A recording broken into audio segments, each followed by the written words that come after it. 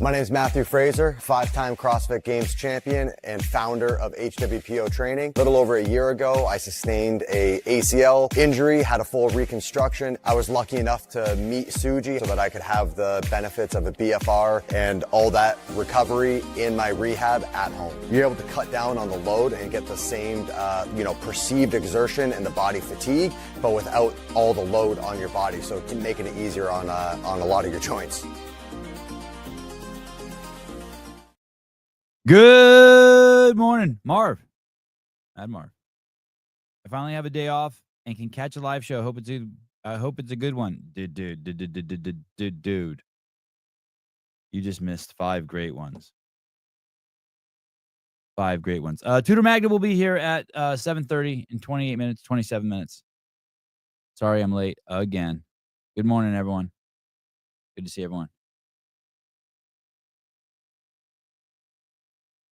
Passing through.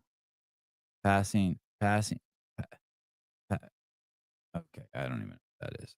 Convinced Rambler and Grant are the same person. Fair enough. Good to see everyone. Sabir, good to see you. Happy 4th of July. Happy Caleb. Happy Sevon.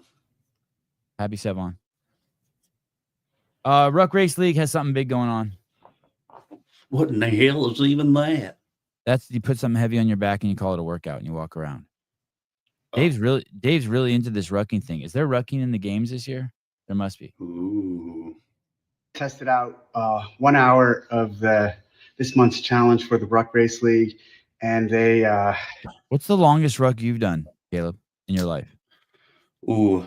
Time, not like duration. What's the longest you had a backpack on you? I did a half marathon. Oh my God. Yeah. How heavy was the ruck? I think it was I did 50 pounds. Wow. So that ends up being like 5 hours of 50 pounds on your back? Yeah, pretty much. You're just going. Do you ever take it off? No. Oh my goodness. Do you remember taking it off? Yeah. Yeah. It's a nice relief. Dude, is rucking harder than a 50-pound ruck is harder than a 50-pound vest? It's distributed. Yeah. It's distributed in a more precarious way. Yeah, it hurts my back. It's worse on my back because you have to lean forward. I think Dave's too old to be wearing a ruck for 2 hours. It's in 2 hours. How dare you argue his limitations? Okay, fine.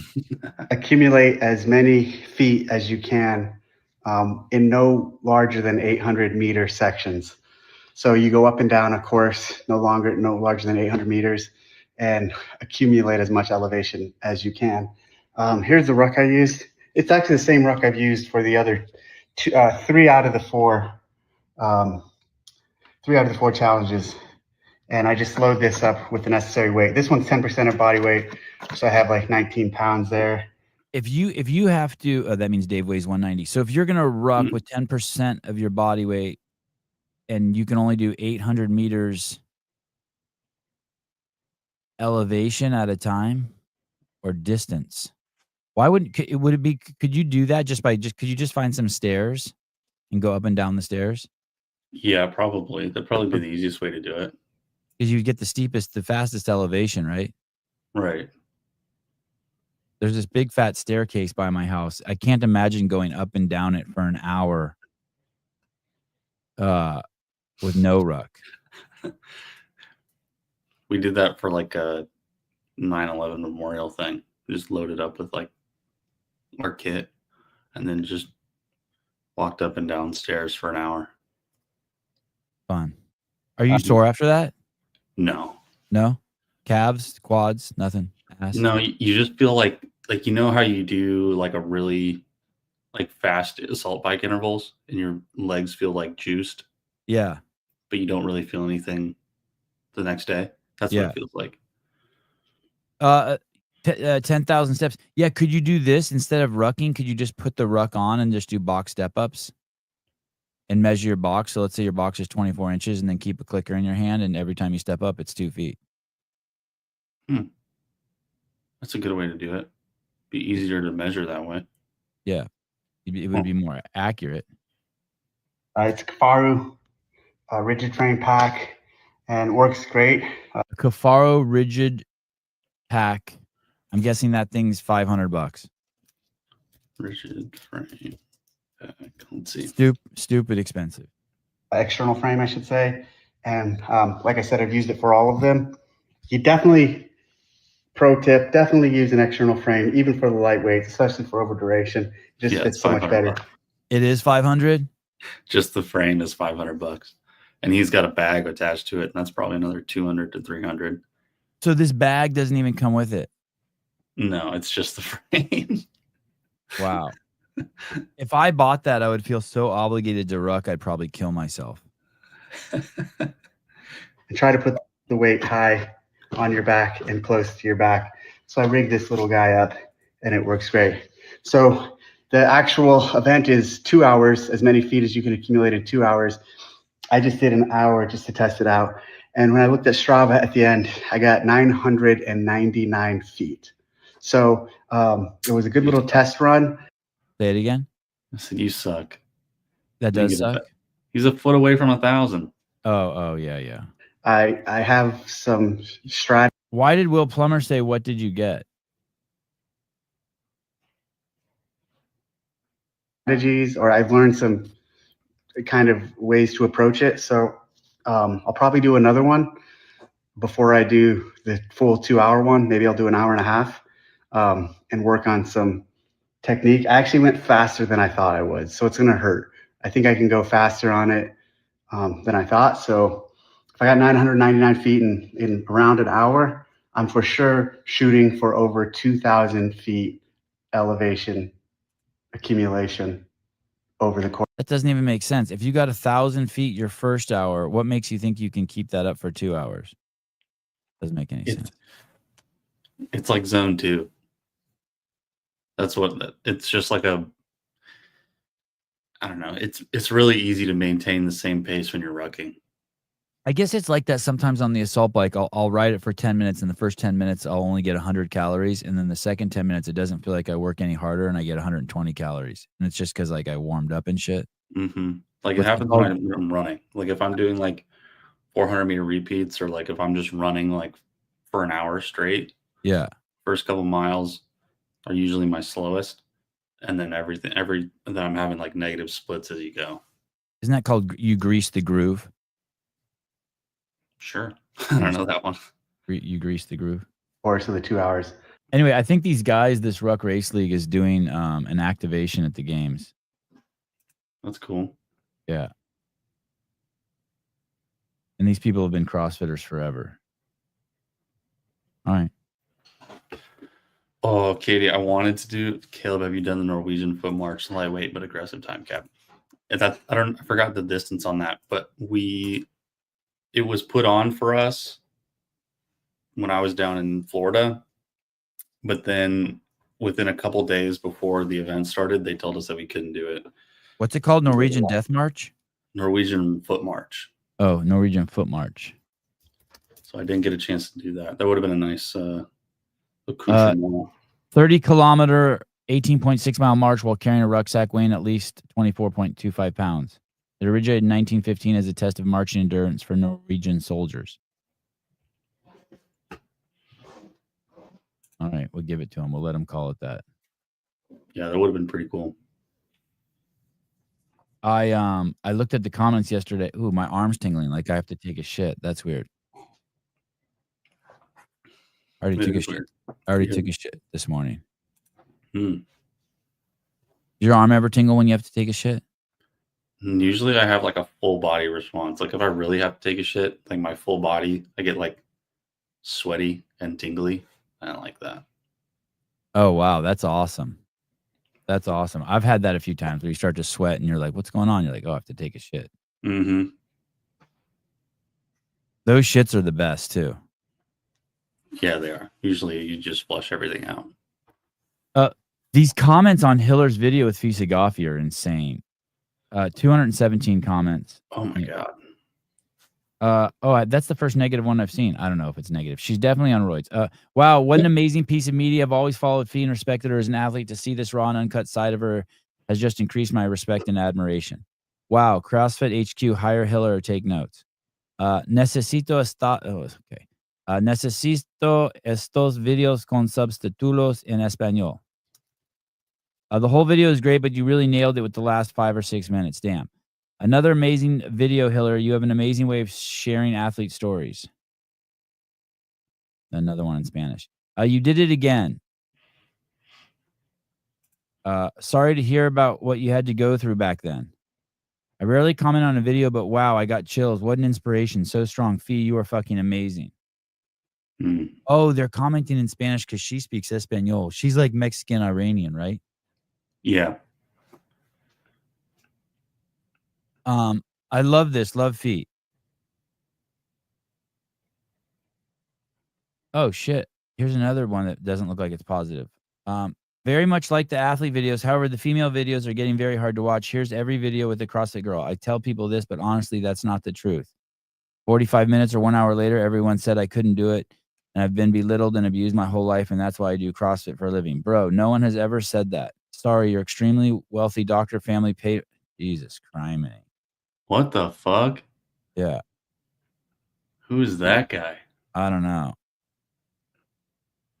That's crazy. Yeah, that person has issues. That's the kind of person that thinks that Hunter Biden lived a privileged life, even though he fucked his dead brother's sister and got addicted to crack. Tears in my eyes.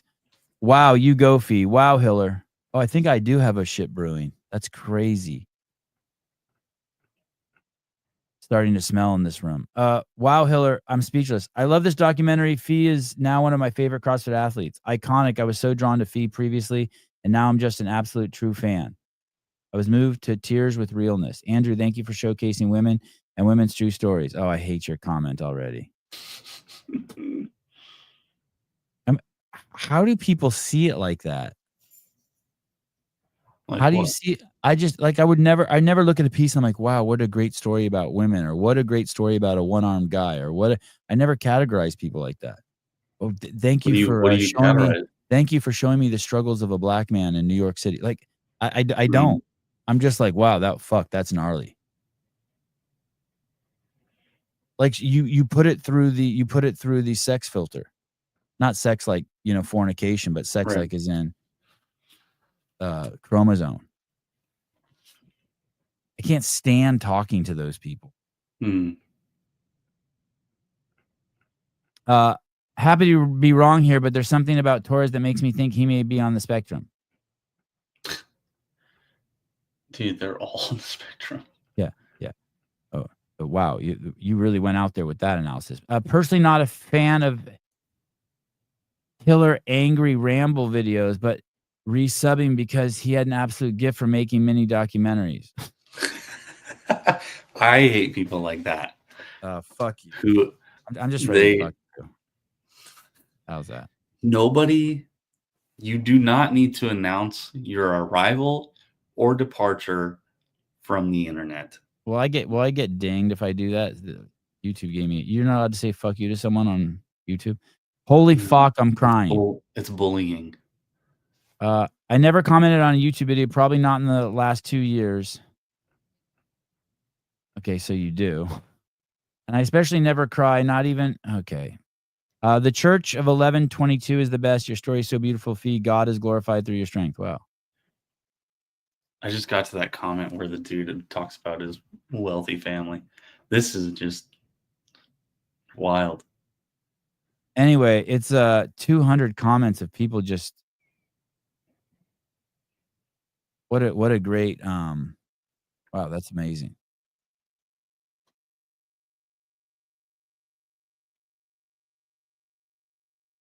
Yeah.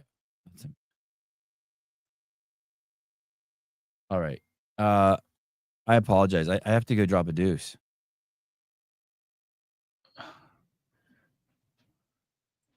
You can pull this down when it's done. I'm just going to go drop a quick deuce and leave you with this. Wow. Okay, cool. Okay, sorry. You can pull me off. All right. So, right, we can all agree on that, everybody. 2025, now cool to be racist. Yeah, it's kind of tacky to say racist shit at this point. You can't say racist stuff. But here's the thing, and this goes for anybody. Doesn't matter who you are, what you look like. Sometimes you'll think of something racist, and you'll be like, shit, that's a good point, though. That is a valid point. But we're not saying the racist things. I figured out a little loophole. So you're not allowed to say racist things. You are allowed to say that things lack diversity, right? That's totally acceptable. Like, you're allowed to say, you know, there's a real lack of diversity in people walking around outside with speakers at full volume.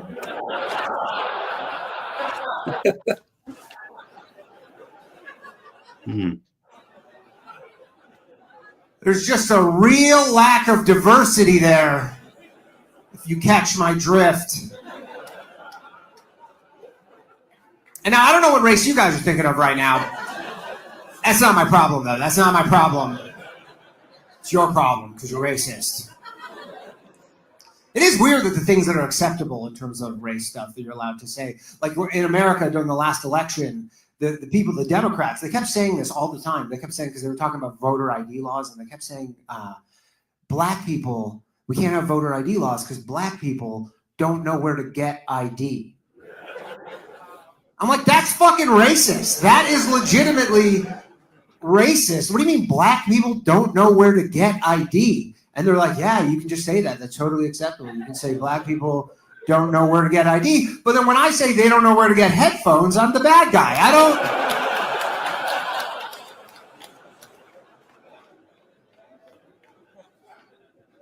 Not cool to be racist, though, right? We can all agree on that.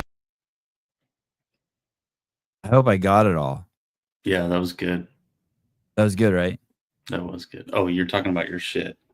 No. Oh. I'm talking about that The whole video played. Yeah, that was good. I was starting to think of other things like there's a real lack of diversity in something. I couldn't think of anything other than like gas station robberies. There's a real lack of diversity in gas station robberies.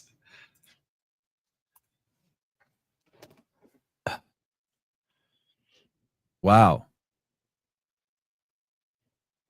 There's a real lack of diversity in firefighting. Yesterday, I don't mean to take away from your brainstorming session or your stand-up routine, but yesterday I went to Greg's house. I got there kind of late for dinner, like at 6:15, and they were making tacos. I'm trying to think what I ate. What did I eat? I ate 2 tacos. Oh, that's why my butthole's burning. And I ate a shitload of jalapeno sausages. Yeah, that'll do it. Shitload of them till I was going to pop. And then I just sat there. And I drank like 5 glasses of water when I was there just because all the meat I ate.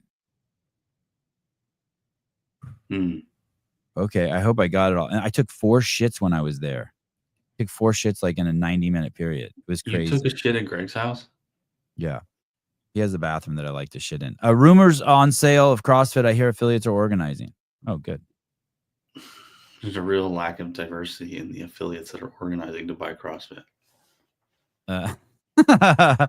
Explosive diarrhea. No. It's solid.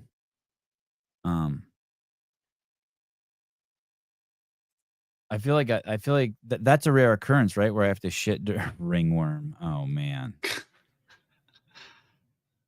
So yesterday my DMs filled with like animals and people shitting worms out because with that clip we showed yesterday. Really? Oh, yeah. That's funny. People get really into that. I really like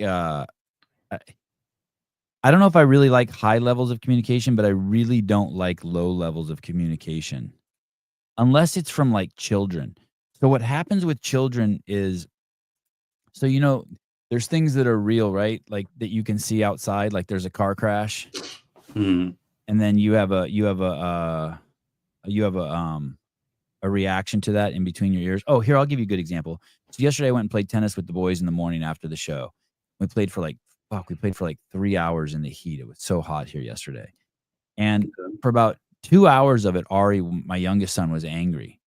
And I go, hey, dude, we're playing tennis and we've been here so long and you seem so angry. He goes, yeah, but I'm having fun being angry. I'm like, all right. Fucking gave him a fist bump. Mad respect. Because, you know, as his dad, I want him to be having fun. I don't want him to be trapped in some emotional anger. Do you know what I mean? It's like, hey, just Okay. take a deep breath, let that shit go. But if you're having fun being angry, rock on, dude. Fuck yeah, do it. Yeah. So so when you're 2 or 3 years old and when you have a 2 or 3 year old in your house, you start realizing that they start feeling emotions, like certain kinds of emotions, and they think that they're real. So they start reacting to them. You know what I mean? Like they get filled with emotion and they react to an emotion like it's real, like something actually happened to them. Okay. And it's like almost like they can't distinguish that it's just between their ears. You know what I mean? Like nothing happened. Your Legos didn't break. Your mom didn't die. Like everything's good. Like, and Yeah. then I noticed around 7 or 8, some new emotions. I don't know which ones they are, but those ones come in and then they have to process those too. It's like getting introduced to something new inside of you and you have trouble distinguishing whether it's real or not or whether you should react to it, right? Okay. And so sometimes you communicate with people and they talk just straight from like 2-year-old emotions and you're like, you're a fucking adult. How do you have relationships with other adults when you're trapped in fucking such an immature brain? Like if I apologize for to all the men that have to deal with women who are like this. No. I mean, I apologize if I'm miscategorizing women, but I could never be around someone who says shit like this. This is unless they were 2 or 3 or 6 or 7. This is like shit. This is like drug addict talk. This is the kind of shit like my friends used to say when they were like high on fucking cocaine and shit. But listen to what she says here. Wait, here we go. Him and got pulled out of the water. They were lifeguards that apparently didn't just, no one saw it. CrossFit this year. Are you doing it? I am not doing the CrossFit Games this year. Obviously, I can't. I didn't do the Open. There's a lot of things that led to it, but there was Lazar Dukic. He passed away at the Games last year, and it was during a run swim event, and he drowned. Obviously, it's just like a very heavy hit for CrossFit community. And So far, like, okay, you haven't said anything yet, but that's okay. You're building up. For his family, obviously, and you feel like I've been there. There were a lot of things surrounding it. I feel like we're just not done the proper way. Safety protocols 100% did not seem to be in place. There were even people in the audience that saw that something was happening. Someone jumped in to try to save him and got pulled out of the water. There were lifeguards that apparently didn't just, no one saw it. Everything that I have read and seen, it seems like there were just nothing in place for if in case something like this would happen. There was nothing in place in case something like this happened. A very tragic accident that happens. The games continue, and that's not necessarily the wrong thing, but I felt like there were some things that could have been so much better. Someone jumped in to try to save him. Oh shit! I showed you the wrong clip. Well, let me see. Oh, here it is. Sorry, I showed you the wrong clip. Here we go. I'm not willing to die for the sport. I'm not willing to die for this sport. Like, that's 2-year-old melodrama. Yeah, is that low IQ? Is that what that is? Is she dumb? I don't think she's dumb. I think she's just trapped in like the emotion. She has the emotional cognition of a fucking 2-year-old. I'm not willing to die for the sport. What does that even mean? How are you supposed to put that in context or relativity? Like, that's the thing. One person dies from a handgun accident and there's 8 billion people on the planet and all of a sudden you want to ban handguns. There's no context or relativity, meaning that, like, hey, you didn't mention that there were 8 billion people on the planet. You don't mention that, also handguns prevented, 2 deaths. Like, you're not willing to die for this sport? What are you willing to die for? Can you just tell me one thing you are willing to die for so I know what that means, that you're not willing to die for this sport? Are you willing to die to go to the car dealership to buy a car? Like, how about what you're willing to live for? Tell me what you're willing to live for. Have you ever felt unsafe competing? I have felt unsafe competing, but I have always had the full belief. Remember, she started CrossFit at the ranch where Tony Budding even said stuff like, "Hey man, this is so fucking hard, you could die." That's crazy. It's just it's just so fucking remarkable to me. This is like, how does Frederick deal with this? Willing to die for the sport. I'm not willing to die for this sport. If my wife communicated to me on that level, I would be like, "Hey, dude, I can't do that." Tudor Magda. Hey, what's up? Hey, thanks for coming early. Yeah, no problem. You the man. Happy Hey, 4th of July. Yeah, happy 4th of July. I like the way you say July. July. Hey, is this getting up early for you? Because I know you're on the West Coast, right? Yeah, no, this is a good time. I usually wake up before this at like 6 a.m. And what do you do at 6? Just kind of mellow morning and get ready for my day. And when you wake up, how old are you? 22. Do you wake up easy or do you wake up 22? Holy shit, dude. And you won the games when you were in 2018? Yeah, I think I was 15 or something in the teen division. Holy shit. Another CrossFit Games champ on the show. That's nuts. When you wake up, are you stiff and stuff? Sometimes my back's a little stiff, but not too bad. I stretch a little bit. Do you have any ever, like, could you get on and just change your underwear, put on a pair of pants? Are you so stiff you can't do that? Maybe, yeah, probably. Oh, good. That makes me feel so happy. That's every morning for me. Just like, what the fuck? Is it soreness or is it actual stiffness? Yeah, soreness usually. Yeah, I don't get that. I don't push that hard anymore. Where are you? I live in Snoqualmie, Washington. It's about 35 minutes away from Seattle, east. Good place? Oh yeah, very good. Just kind of suburban area, lots of mountains, trails, and waterfalls, stuff like that. Really nice place.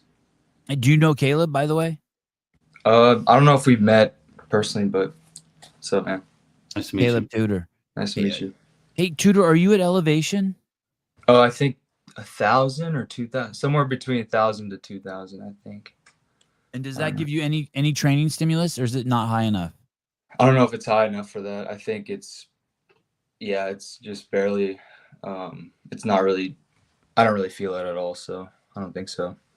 Is there conventional wisdom on that? Is there like something that like you guys know that you're like, okay, if you want to get some sort of adaptation for more red blood cells, you need to cross over 4,500 feet, or is there something like that you know? I mean, the only person I know in the CrossFit space that's done something like that is, I think Chandler Smith went to Colorado and trained for a summer for the games. But yeah, I'm sure it'll help. Like, I'd be interested, at some point in my career to get like an altitude tent or something like that and see how that feels and if I improve using that stuff. But honestly, in CrossFit, there's so many factors that you have to take into account, like movement efficiency, that like it's not like going to give you a huge percentage of performance increase on every workout, if that makes sense. It doesn't, but not to me, but I trust you on it. I trust you on it. Like let's say you just do altitude tent, or like you just train at altitude and then you do like skill training and improve your muscle ups. The skill training that you do to improve your muscle ups is going to help you more for a muscle up workout than training at altitude will. Oh, okay, gotcha. That's his town. That's the gym, Snow Ridge CrossFit. Yeah, Snow Ridge. Oh wow, good find. Right next to a mosque. Yep. There's a mosque there. Yep. Hey, Do do they you hear play like call to prayer and shit? What? Say that again. Do you hear them like play call to prayer and shit? No, I don't actually. I don't know if they do that unless there's like a minaret or something, and I don't know. I'm not sure, but what's a minaret? Is that a Muslim holiday? I think that's the towers that they have at the Meccas, I guess, in Middle East. But I don't think Sure. they do. No, I've never seen or heard or anything. Isn't that thing that the really tall thing that some dude yells Allah Akbar and Yes, yeah, I think yeah, so. that one. Yeah. When I heard the word minaret, I thought of one of those dolls where you wind it up and the ballerina spins and it plays music. A tall, slender tower of a mosque having one or more balconies from which the summons to prayers is cried by the muezzin. Yeah. I think, yeah. Holy shit! I wonder how those do in earthquakes. I don't know. Are there earthquakes in the Middle Eastern countries? I don't know. Just bombs. Oh my God. Turkey had a fucked up earthquake a few years ago. They had a really bad one. Yeah. So you're there and you're training and you still live you're at home. You're back at home. Yeah. Yeah. I am back at home. I do schooling at University of Washington, but I don't live on campus, so I drive there, and just a few classes, and not full time. And you're going there studying engineering? Yeah. So you're smart and strong and fit. I don't know if I try. I smart. I don't know about smart. I think there's guys in the class that, I talk to them and they're just like in another world. The Asian dudes. Don't compare yourself to the Asians. Don't do it. Double the income of the average white person in the United States. Hey, I can't believe you're 22. Is it a good life? Still at home, school, training? Yeah, I love it. I basically dedicated my time to training for the most part. I think school is just a matter of, getting a degree, but training is what I dedicate my life to. And you've been out of high school for did you graduate when you were 18? Yeah, 4 years. Yeah. And the plan always to go to college? Did you go straight to a 4-year college? Did you do city college or junior college? No, I did like a community college during high school. I don't know if they have that in your state where you can like get out of school and do community college classes. And I didn't go to high school class at all from junior to senior year. So those 2 years, I didn't actually go in person to high school, just to community college. Was that because of COVID? No, it was just my choice. And I don't know, I hope I made the right one. Maybe I missed out on some high school experiences, but I don't know. Yeah, I trained a lot during that time, and I've always liked training, so that's always kind of been, even growing up, I would go to the gym by myself, and that I was okay with that. Hey, what are the implications of leaving high school to go to city college? Because you could do more in less time. Yeah, the classes correct. were more serious. Okay. Yeah, like in high school, I think if you take a college level class, it takes half a year. Okay. And if you take a college level class at a community college, it takes a quarter, like a season. Okay. So it's like half the time. So it expedited the amount of time you had to be in school, but so then it gave you more time for training. You weren't getting to school at 8, fucking around with the other kids, and getting out at 4, and your whole day being shot. Yeah, pretty much. Yeah, that's crazy. And then did you graduate early?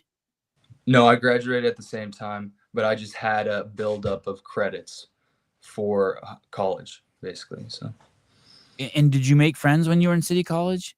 Or were you pretty much... that's the thing. I didn't make very many friends. I think the age demographic there was actually older than even college kids. So I think people go there to just kind of either further their education later in life, or they're my age, actually. They were either my age or older than college. But they probably all had kids, huh? Yeah, some of them did, yeah. Stay-at-home moms. Yep. Night school. all that shit. Or they're the kids who fucked around in high school, right? Who got into Yes. drugs and shit, or went So to some juvie, and then all of a kids sudden they actually- found God, and then they're back at City College. I'm gonna do it right, okay, I promise. Not necessarily that, but wait, go ahead. What were you saying, Caleb? No, I was just making a joke.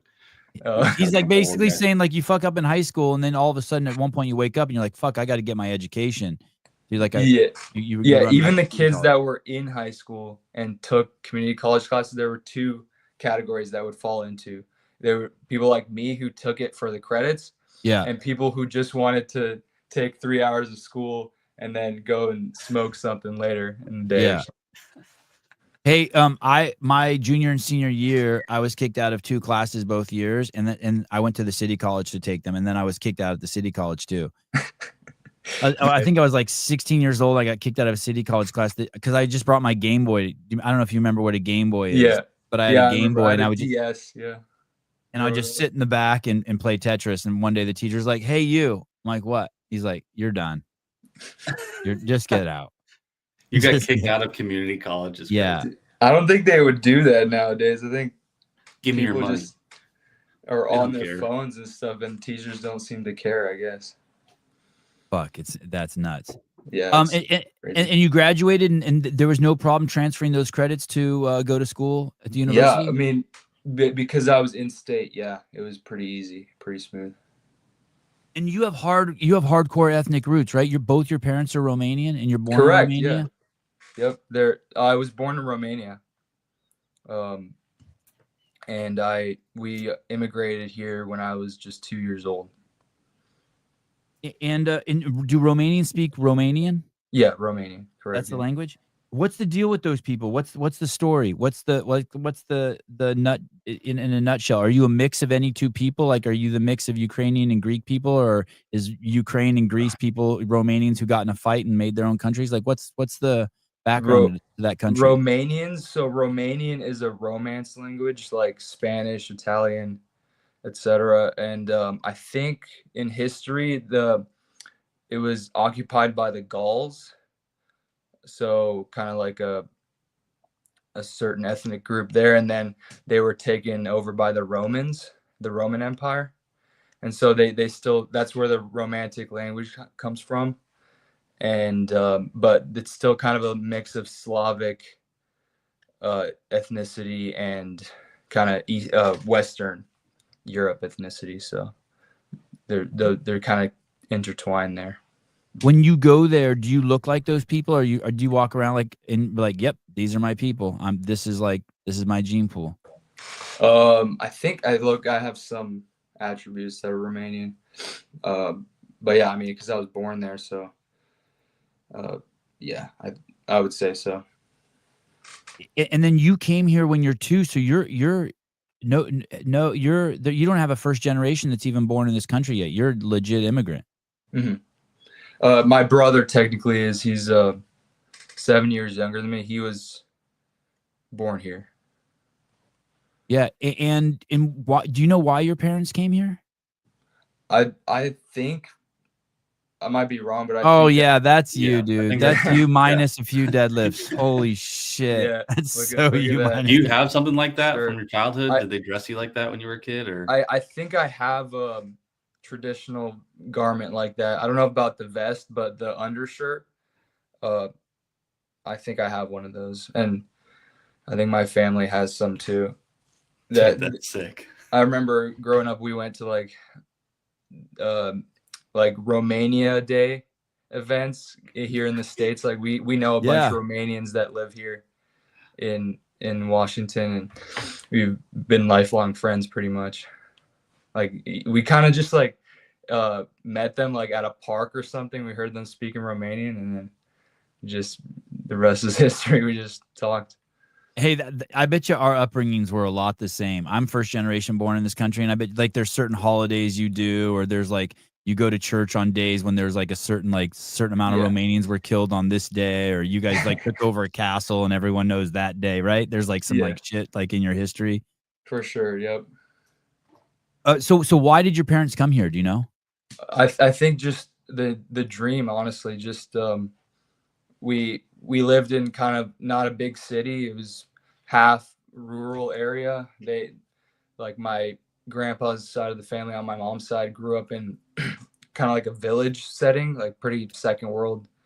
Like people First, riding third donkeys world. and shit, and like it's Yeah. not uncommon to see chickens and that kind of shit. Dude, it's not uncommon to see someone horse and carriage on the highway, you know? Yeah, okay. Like, it's Fucking crazy. Amish people. Yeah, pretty much. And yeah, growing your own fruits and vegetables, cattle, you know, pigs, stuff like that. And just, I think my parents just wanted to see what the future could hold here and what opportunities for themselves and for us, for the most part. Did they meet here or there? Their families knew each other. It was a small town, so they met. Do you know the name of the town? I want to try to find it. Tudor. It's Targuonca. It's like a salt mining. Targuonca. Have you been back there? Yeah, I've been back there more than 5 times. So not every year, like it's like every other year, every 3 years. And then since I've made the games these past few years, I haven't really gone back a whole lot. Oh, that's a nice spot. Holy shit. It's no. So the second one is instead of Giuonca. What do you know what they did when they came here, Tuda? What your parents did, like your dad's first job? My dad was a. Oh wait, never mind. My dad was a janitor actually in his first job. Do you know where? Was it like at a high school or something? I don't know actually where, but he. Yeah, I'm not sure, and then my mom was studying to be a paralegal, so she was still in school. And she did that in the States? Yeah, I think she was finishing out, like, or like getting like the last sort of qualifications or something like that. And did they speak English when they came? Yeah, but not very well. Like they weren't super fluent, but they could understand. I mean, the balls our parents had. You I know, know, yeah. My dad did that shit too. Came over from Lebanon when he was 18 or 19, gets a job driving a forklift, doing security at night, working in a spice factory, you know, Yep. It's crazy. My mom was cleaning houses and Yeah. apartments while also going to law school. I'm just like, these people are fucking nuts. Yeah. I mean, yeah, pretty much nonstop, working nights and stuff, and taking care of me when I was just a 2-year-old. And your yeah, shit, they came over here with you, and they just the 3 of you came. There was no one else, no siblings, Yeah. your uncles and aunts. No, aunts and uncles came later, actually, a few years, and then grandparents came at like 1 or 2 years after we came here. So, like I was raised by my grandparents for a large portion of my childhood too. Because your parents were working. Yeah, they were working long schedules, and so my grandparents would come here for a year, go back to Romania. Other set of grandparents would come here, go back, stuff like that. And what does that look like? Your grandma's making you traditional food. They're both speaking to you in Romanian. They don't speak English, and so you're just getting immersed in the culture. Yeah, they speak Romanian. My grandpa would take me out for bike rides, and he liked it here too. He actually lives here now. He's the only grandparent that lives here. My mom's dad, and the rest live in Romania right now.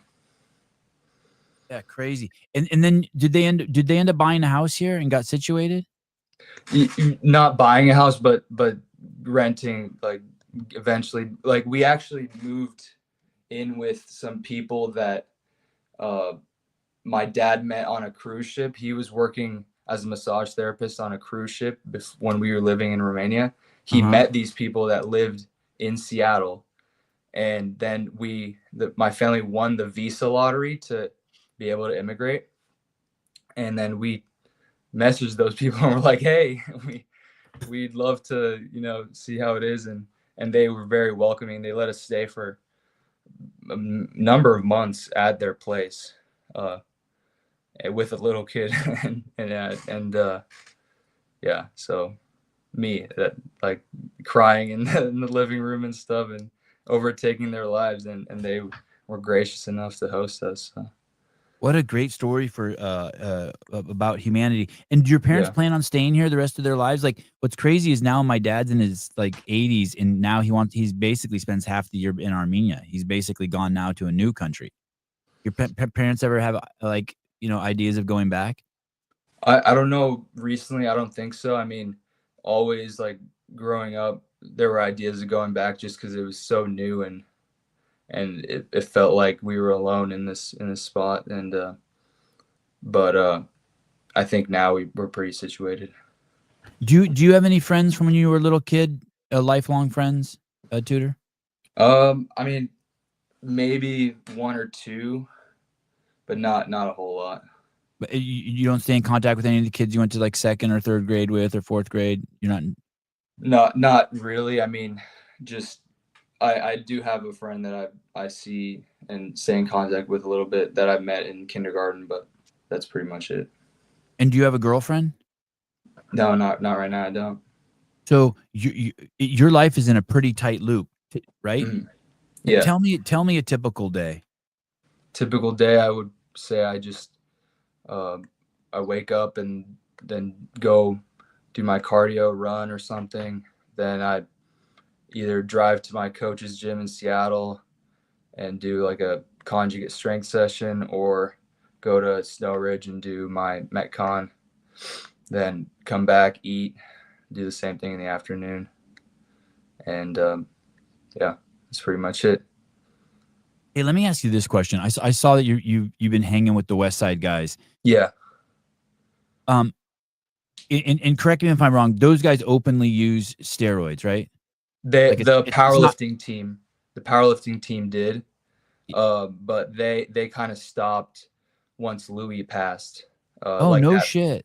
That powerlifting team kind of dissipated a little, dissolved a little bit. I don't know if there's still powerlifters that train at Westside Barbell, but it's not like that, you know, blackboard sort of environment competition. That kind of thing just disbanded once Louis passed. And clearly you're not on steroids. You have a very normal body. I mean, obviously you're crazy fit, but clearly you're not on steroids. You don't have any like weird bulges yet. No, not yet. Except for one. And so you go there, and I remember Hiller talking about this. You have to be very aware if the program was written by someone who is on steroids, because their protocols are so different than just a regular human. Probably, I'm guessing, in terms of their recovery. Do you ever think about that? Have you ever asked them about that? You'd be like, hey, have you? I'm just a regular dude, super fit dude. Has this been recalibrated for someone who's not recovering like maybe the guys back in the day did? Well, so the method itself takes into account, like it's only basically 4 days of hard weightlifting sessions and maybe one hybrid day, and all the coaches there are aware of and working with athletes that don't take steroids at all. Okay. And like fighters, MMA fighters, okay, CrossFitters, stuff like that. That's the main populace of Westside Barbell right now, not powerlifting. Okay, so they know and they've recalibrated. Correct. Yeah. Yeah, and what's crazy about that gym is I've never heard anything negative about the training protocol there, like ever in all the years. It's awesome. Yeah. And I wonder if they receive such a good reputation because of their integrity and their honesty around all of that shit, right? I mean, they never hid it, right? They were like, yeah, this is what we do.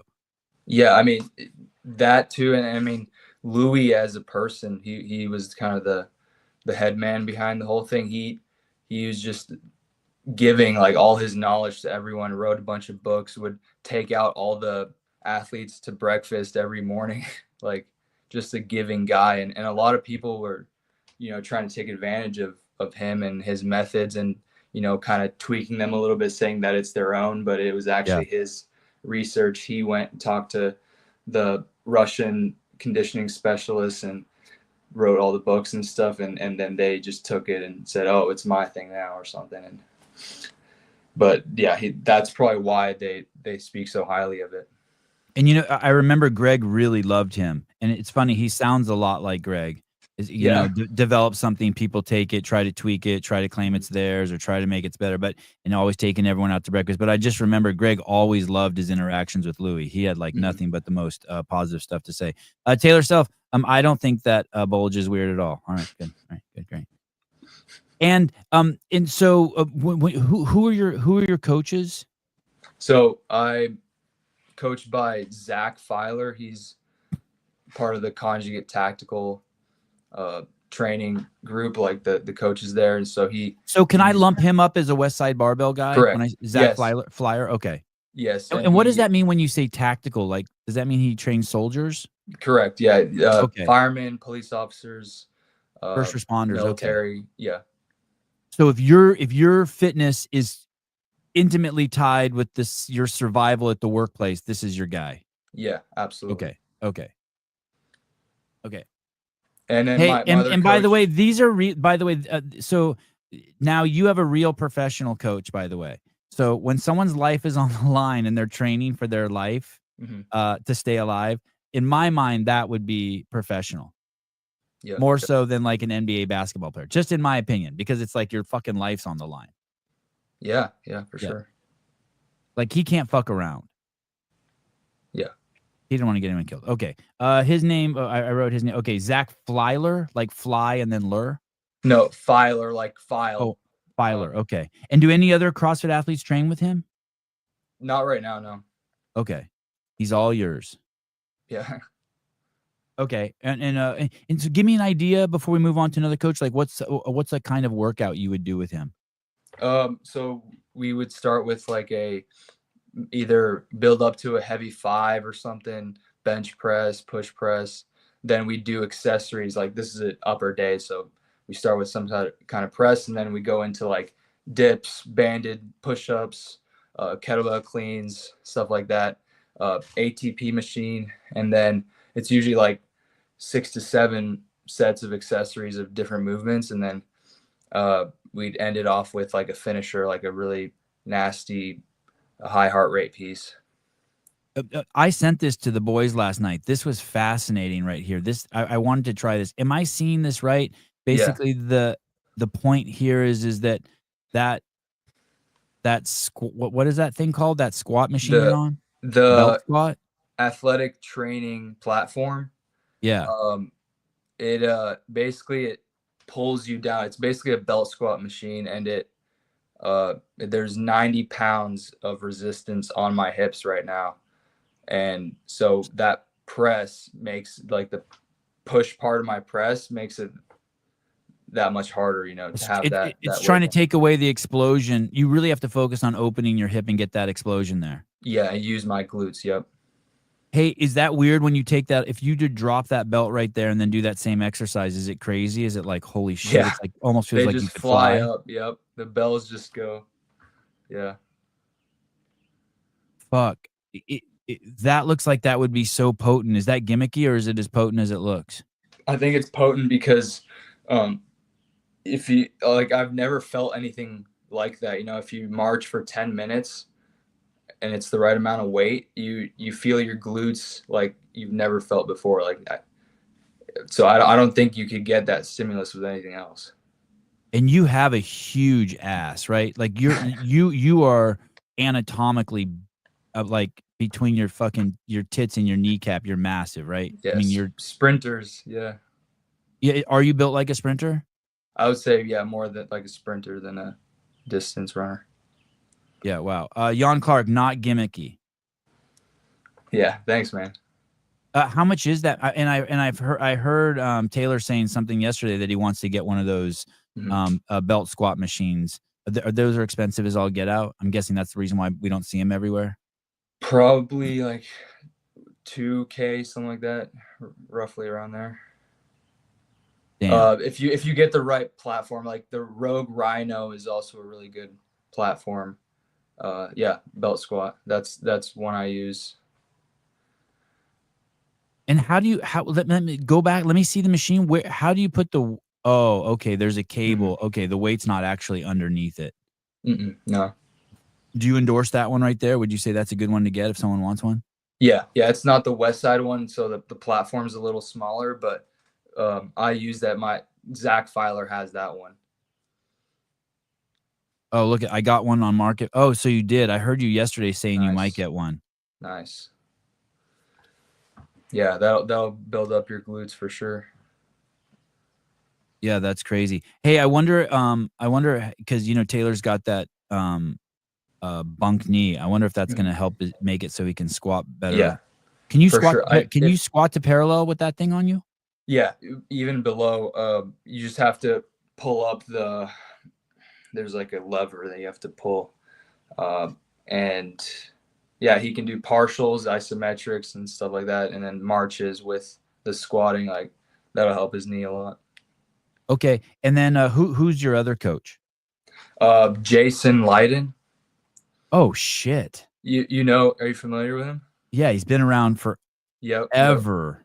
Yeah, dude. And super well respected. Like super well. he's- I think he used to coach Rob Orlando, if I'm not mistaken. I don't know actually. Back in the day. Possibly. Wow. Yeah, I know this dude for sure. Yeah, this guy's been around forever. Yeah, he is a great guy. I met him at a Power Monkey training camp. And since then we started working together, and he's kind of been my mixed modal conditioning, sport specific work type of coach. And give me an example. What's that mean? Mixed modal, sport specific? Like just, muscle ups, handstand walks, machine work combined with, barbell stuff you would see programmed in at the games in the open, stuff like that. CrossFit stuff? CrossFit stuff. Yep. Okay. And then you had another coach, you got Scotty. Yeah, my running coach. He's just long distance running.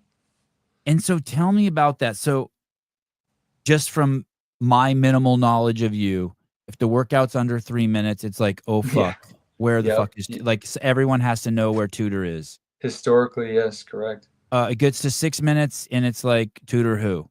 Yep. Is that, some people would argue that's genetic? Like, let me just say this also. Then I went back and watched a video from 6 years ago where you're training with James Sprague. In the very beginning of the video, the cameraman says to you, "What are you going to do today?" And you say what you're going to do, and then you go, "And hopefully some running if I can get to it."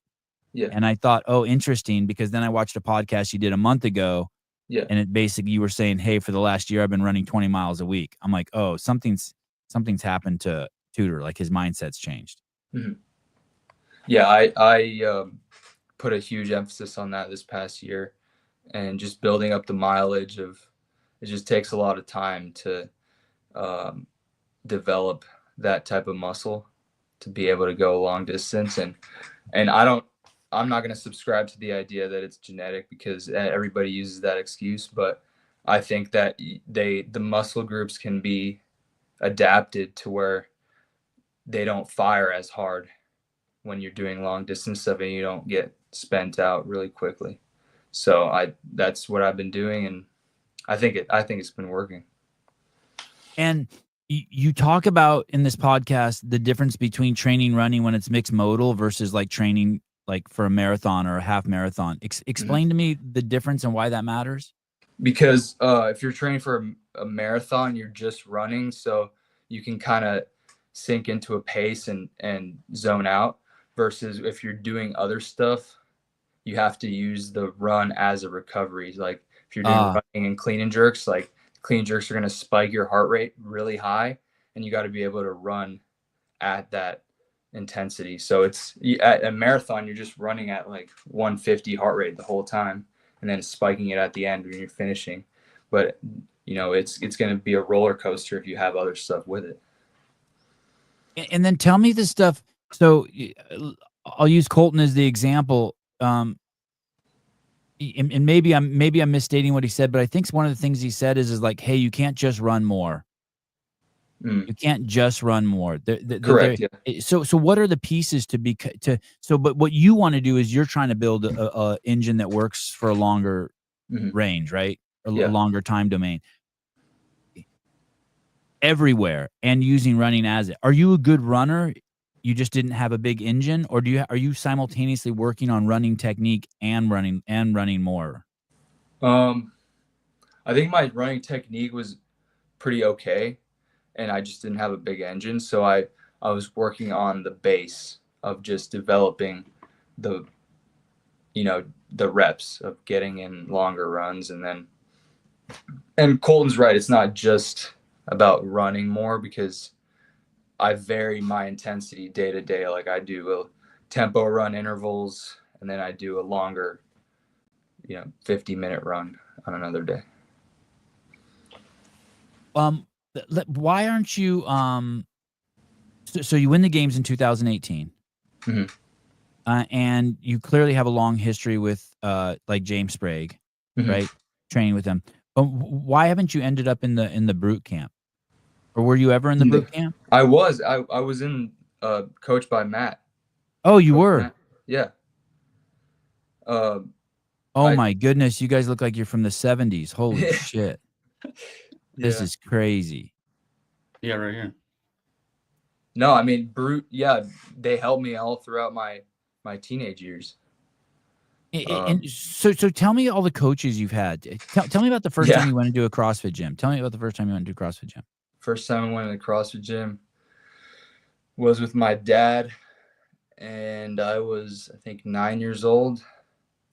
Holy shit.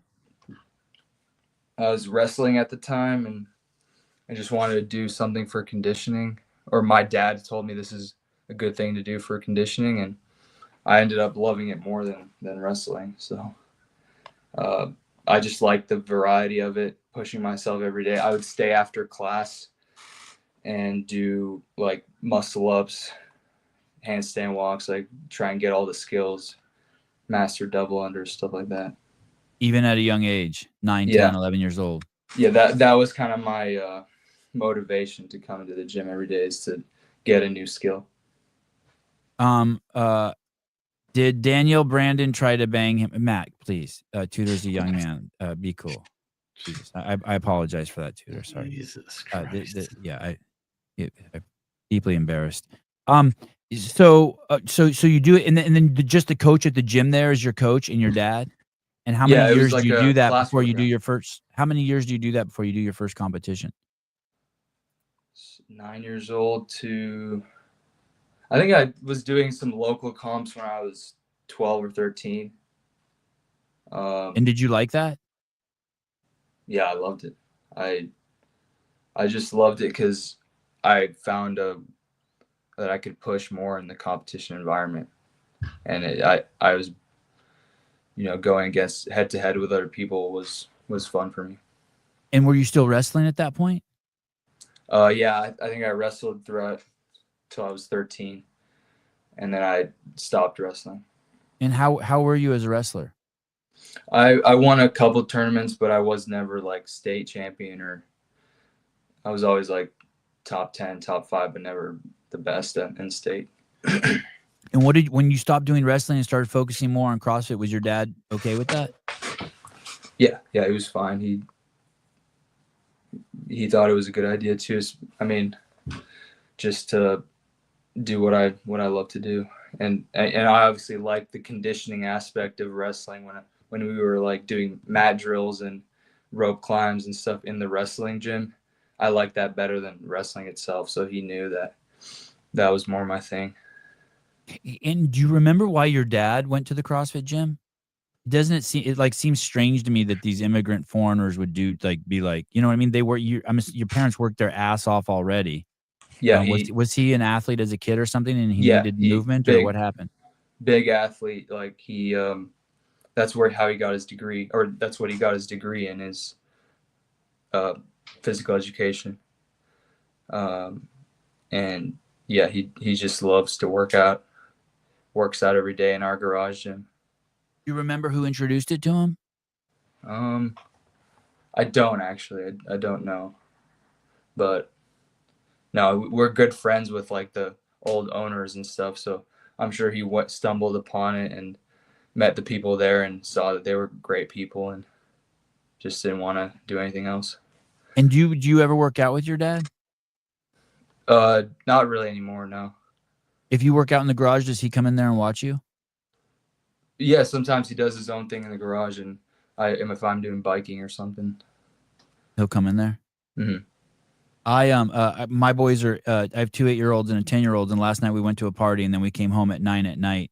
Mm-hmm. And then I'm like, okay, come on, let's go to the garage. And they've already been worked at. They've already done like 5 sessions yesterday. And they're like, what are we doing? I'm like, I just want to watch you guys work out.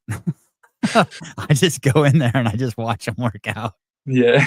I'm like, put on the weight vest. I'm like, do 55 burpees, do 55 pull-ups. And I just sit there and watch them work out. It's the greatest thing in the world watching your sons get at it. And they're just like regular people. The first, 2 minutes, they hate it. Mm-hmm. And then like, as they get to the end, they're, filled with endorphins and they're just like red and they're so happy. I'm like, you guys glad you did it? They're like, yes. Oh, they love it. Yeah. By the end, they're so excited. Their mom's yelling at me. It's 10 o'clock. You guys are still in the garage. Do they like finding new skills and stuff too?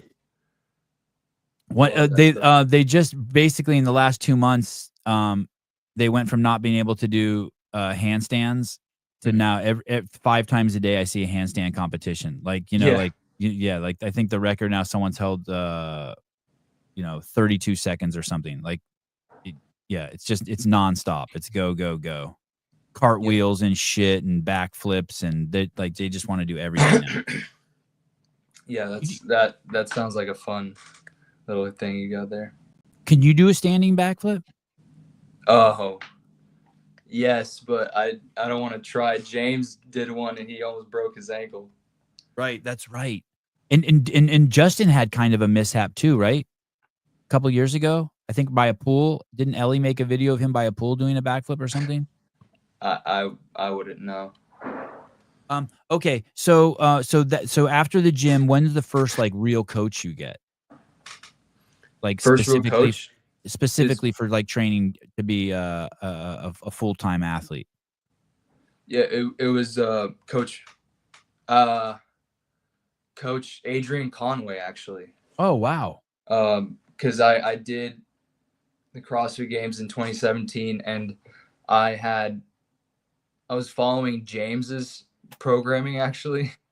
So he was coached by a guy from our gym, Mike. His name is Mike, and I was doing some of his stuff. And then once I thought it would be a good idea to get like a coach for myself.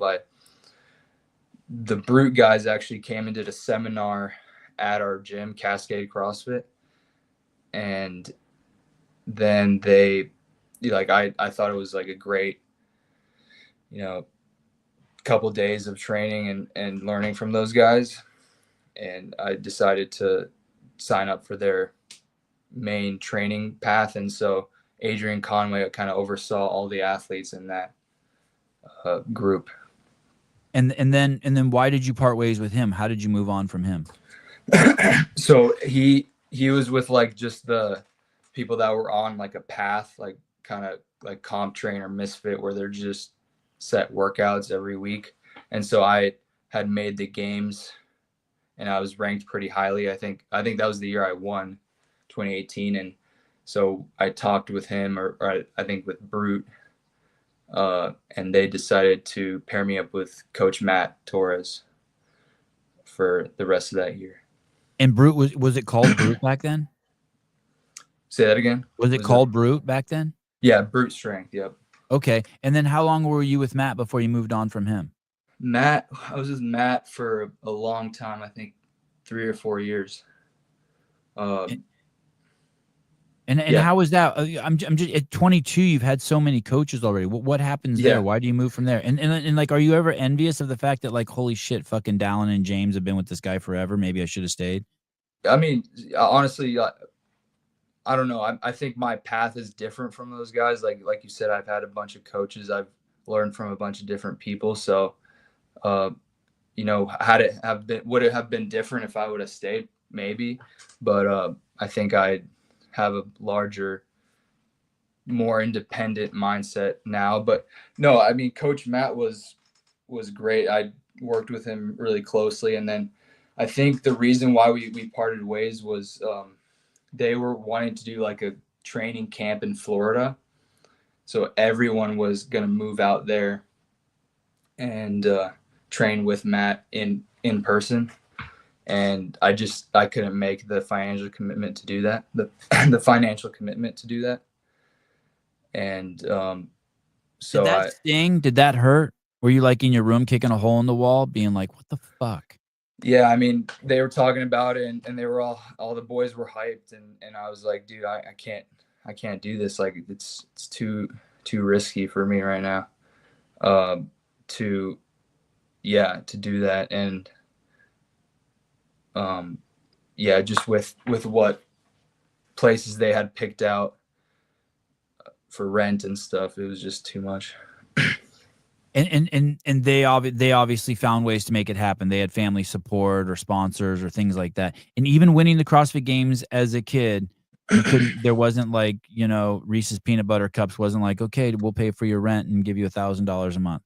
No, yeah. I mean, they already were very generous with their coaching and I think free coaching, free programming. And so, Brute wasn't trying to subsidize all the athletes and everything like that. Could I have made it work? Maybe, like just moved a bunch of stuff around, put all the schooling on hold for a while and just have that be just, plan A and plan A only, maybe. But yeah, I don't know. Cause then I did move to Iowa. So I did end up going out of state. And who did you train in Iowa? Yeah, it is way cheaper to live in. And I also had a great place. I was actually hosted by some people from the local church that I'd met. My mom called and they were glad to host me in their like spare guest area. So oh, that's cool. Yeah. Is that where James Townsend is? Is that where you trained with him? Yeah, I trained with James Townsend in Iowa for 2022. Hey, and when you train with James, were you his like sole focus? Yeah. Yeah. I mean, yeah. Like, did he have any other athletes then? Was Mal there then? No. Mal was moved on from James by that point. Okay. The fall. Yeah. Okay. But he did have a few athletes come, 2 other athletes that I train with there on a daily basis. And then he had others that he was coaching online. Hey, so you went there to train with James Townsend? Yeah. And if I remember correctly, one of the attractive pieces is that you guys like align like you're a regular churchgoer, right? You have a deep faith? Yes. And he does too, right? Yes. I think so. I mean, is that one of the things that you aligned on? Like I hear people going to like, obviously people will be like, yeah, I'm going to Mayhem because I mean, obviously Rich is great, but also because of the values there. Was that like a big drawing point for James? I'm wondering because he's this crazy explosive athlete. You're this crazy explosive athlete. I would think that you would maybe go, you could argue on one hand, you went there because he knows what it's like to be handicapped by being stuck in one time domain. So he's not going to let that happen to you. But on the other hand, you could be like, well, fuck, he's just going to give you more of the same that you don't need. Mm-hmm. No, I know he did great. I think I improved a lot in my engine when I was there. And he helped me a lot. But was that, so that's not why you went there. You weren't there. You didn't go there because it's like, hey, this guy has the same values as me. That wasn't the same values. I think part of it was, yeah. I mean, there were a bunch of different factors for sure, but I just knew that with the work he did with Mal and stuff, like I kind of was attracted to that sort of relationship and to see how he could help me. And when you say that his relationship with Mal, what was that? Like what attracted you about it? That he was like hands-on, intimate, focused on his athlete or the kind of training? Just kind of overseeing her training and her development from where she was like before and then to where she ended up going at the games in 2021 where she was a rookie and got like 7th place or something. And and so in my mind, I saw it as like, this guy knows how to develop high level teenagers. And Yeah, that makes sense. yeah, I mean, it was definitely like he, when I was there, he was definitely kind of still reeling from the whole thing with the breakup. Yeah, with him and Mal. Correct. Yeah. And so, you know, it was definitely a little challenging for him to go through that and then go to another athlete who then made the games again in myself. And I bet in his eyes, he was like, dang, is this guy gonna like just, you know, throw me to the wayside? But yeah, I think in you know, I was very immature, and I think I saw some of the ways that he wasn't giving to me as much, because he was kind of holding back a little bit, just from that sort of past trauma. And I was like, dude, what's going on? Blah, blah, blah, what?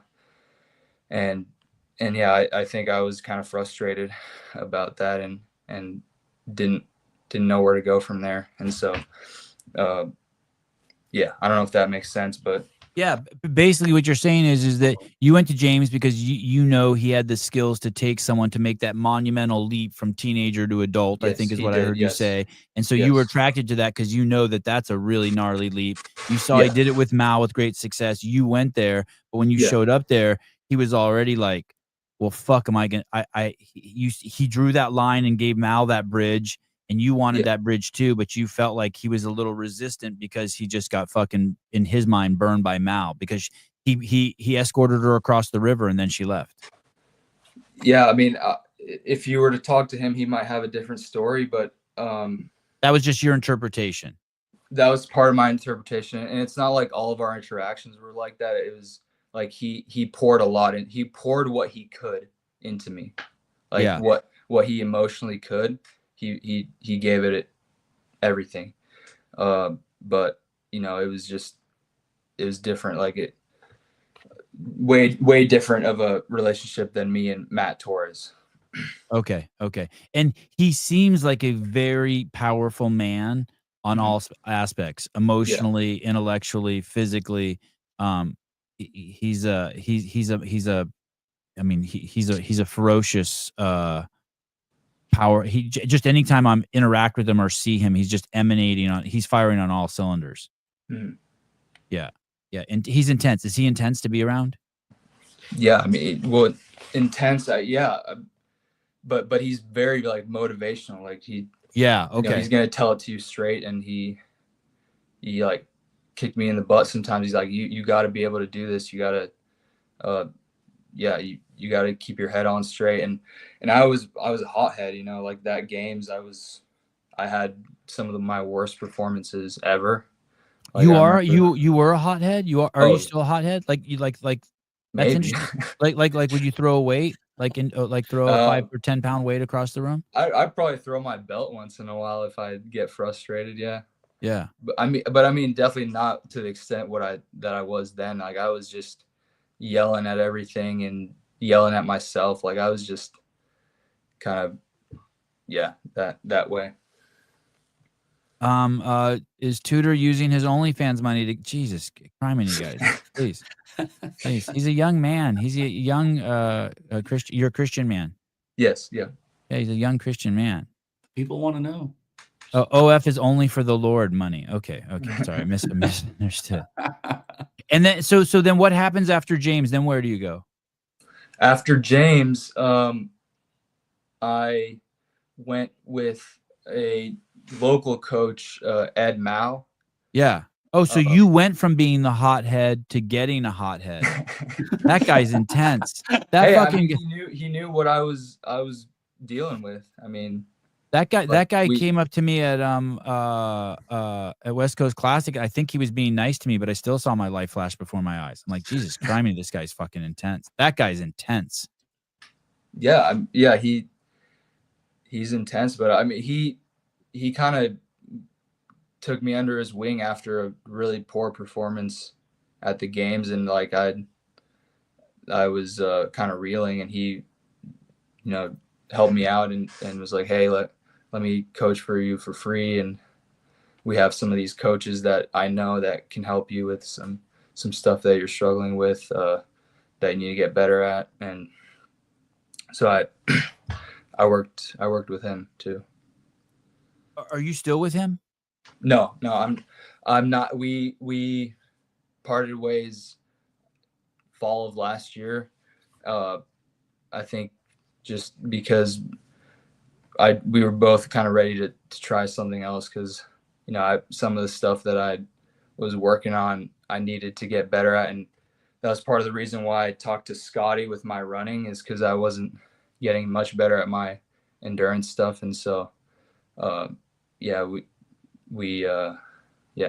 was kind of a mutual breakup too. When do you have an agent? Mm-hmm. Yeah. And who's your agent? Bijan. And is an agent involved in any of that stuff? No, this is all personal. Me and the coach. When did any of the coaches, when you left them, it sounds like Adrian kind of handed you off to Brute. Mm-hmm. Did any of the other coaches hand you off? Like when Ed Mao and you part ways, does he like, okay, hey, I'm gonna set you up with Jason Layden, or I'm gonna set you up with that seems here's what I'm bringing to the table. You're 22 years old. You're still so young. You have time to find, like, obviously a great coach, but doesn't there need to be like someone you can just find and trust and like take all that shit off your plate? Or no? Yeah, I mean, well, here's the thing with coaching is that not a lot of athletes, but some athletes want to look at their coach as like, okay, you are going to strategize for me, you're going to program for me, you're going to get my food for me, you're going to do this for me, and the competition list goes on and on. But I think the real maturity and the real growth as an athlete happens is when you can see how you can become more independent and rely less and less on your coaches. That being said, I think that having someone there with you that understands the way your mind works and also programs for you, but also just is kind of on that journey with you, is going to make you that much better. So there's two sides of the coin. Like you can't really find someone that's going to do everything for you if that's what you're looking for. And I think part of my mindset growing up and why I switched so much is because I thought, oh, I need someone that knows everything, knows everyone, has all the connections, and can, structure me to become the perfect athlete. That what you just said, it's so interesting, because I'm having that discussion with my kids' coaches. Mm-hmm. They're just insane at everything they do, and the coaches are talking to me like you're talking to me, and I'm like, no, you need to do everything, and I'll just bring the kid. It was so good for me to hear you say that. How did you realize that? I think with time, I wasn't just like one event or moment. I think with all these kind of disappointments of performances, I realized, hey, dude, you got to take some ownership, and you got to take all the ownership almost of what you need to get better at, and then use coaches as a resource of, hey man, I really want to try this training method. Can we find a way to implement that? Not like, hey, why haven't I gotten better at running? So my thought, and you really, it's funny because this has been going on for about a year. I think maybe you just unfucked me. My thought is like, hey, Tudor shows up. He's got enough sleep. He's willing to work hard, and he's eating right. Now you fucking do the point to me, and I'll fucking go. And what you're saying is that somewhere it's not that simple. It's not that clean. You have to do all that and also be responsible, be independent, and know what you need. Yeah, know what you need is a good way to put it. The athlete needs to know what they need to get better at. and know how to voice that to their coach. It's not just as simple as, hey, I'm going to do everything on my lifestyle and then the coach does everything else, because we are in a volatile sport, meaning everything changes all the time. And if the athlete doesn't know themselves enough, then there's going to be an event that pops up that the coaches haven't prepared for, it didn't even think about. And then the athlete doesn't know how to adapt. They can't like change their body mechanics, can't change their mindset on the fly. How old do you think an athlete should be when they realize that? I mean, it varies probably. Honestly, like with some of these guys coming up, like these young rookies, they might have already, started to realize that.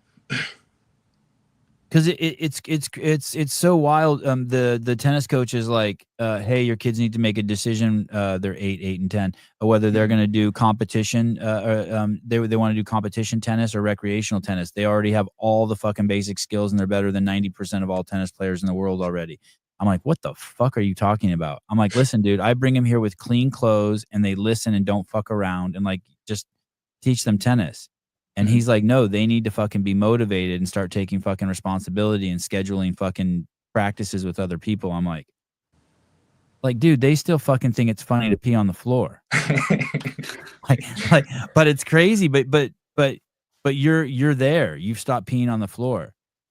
Yeah, I mean, honestly, it's took me more than everybody else in my cohort to realize that. Do you think if I went out and had a few shots of tequila with James or Down, they would say that about you? They'd be like, hey man, he was relying on his coaches too much. He needed to take control of his own shit. Well, yeah, I think just mentally I wasn't there. They would definitely say that. But when I think of mentally, so I've heard that about you a lot. Like, hey, dude, this guy's a fucking powerhouse, but he's fucking paralysis by analysis, to use just like a easy way to explain it. I just thought that maybe like you had performance jitters, or you were like you just got in your head when you needed to get out of your head and you needed to be outside fighting and you were in your head. I didn't know it was like, I didn't know it was like, you're painting it more like you were looking for something outside of you that you realized, oh shit, I'm never going to find that outside of me. Yes. I'm going to have to do it. Those two things aren't separate. They're the same, because if you're on the start line and you're questioning already of like, I need to find something outside of myself, and you don't trust yourself, that's when the performance jitters come. And that's when you blow out on an event. So it's one and the same. It's crazy. And I think of these coaches who are like so stoic, and I'm like, man, I wonder if that's why they're like that. Like I think of a J.R. Howell. Like he has so much more to give, but he's so reserved. Yeah. And I wonder if he does that out of because he knows that's what's better for the athlete. He has to fucking put that responsibility on the athlete. I'm not trying to diminish the role of a coach, right in this, when I'm saying this stuff right now. I'm actually like that, what JR does, and what actually Jason Leiden was talking about this too, is that you got to know when to give out to your athlete. You cannot bombard them with information. Like you have to pick the right moments, and that takes skill, that takes experience as a coach. And so like, yeah, I don't know where I was going with that, but yeah, if that makes sense. Life is weird too, because on one hand you're 22 and it's like, oh, Tudor, don't worry, you have all the skills, you have plenty of time. But also life moves fast, and you have to hurry up and get shit done. Yeah, hurry up and slow down and get shit done. Yeah, it's interesting. Yeah, like this games opportunity is not something that I can take lightly just because I'm 22. I did the first time when I was 19 and 20, and when I first went up to the games, I took it very immaturely, very lightly, and that showed what in my performance and how poorly I did. Hey, this year, if I'm miscategorizing, tell me, this year of running 20 miles a week, 3 different running sessions a week, did you miss any? Oh yeah, I mean, competitions, sickness, Like, it's not like I'm every single week. Like, on average, I would say 18 to 20 miles a week. And what about rain? Would that stop you? No, I go on a treadmill. And was that how would you rate this amongst things you didn't want to do? Like, are you like, is part of you like, yeah, I'm so glad I'm doing this because I'm getting better, but it's like, fuck, I'm not good at this, so I don't want to do it. Like, No, No. not at all. The second one, I think a lot of people, when they see someone that has a weakness, they think that, oh, this person just doesn't want to work on it. But for me, I actually found enjoyment in seeing my running times get faster and seeing the data behind it of, yeah, I'm actually improving.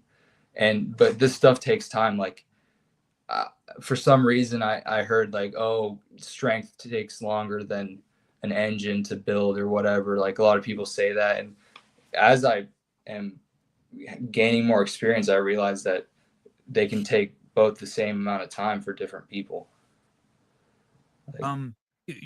What about thoughts of do you let thoughts creep in, like that all this time you're spending on running is taking away from other training that you should be working on?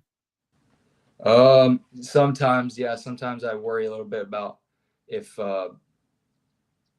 it's taking away from my strength. But to be honest, like, my strength numbers have stayed pretty similar. So it's not the skill of lifting heavy is still there. What are your I think I saw did you just jerk 407? Yeah, 407. That was a PR. And did you pull that off the ground or from the rack or? No. It was just from the rack. From the rack, and you got underneath. Is that, I didn't see that on your Instagram. No, because I didn't have any videos. There was no coverage of, like, I was barely in the background of someone else lifting. And when you did it, did you know it was a PR? Yeah. I knew it was crazy. like 20 pound PR.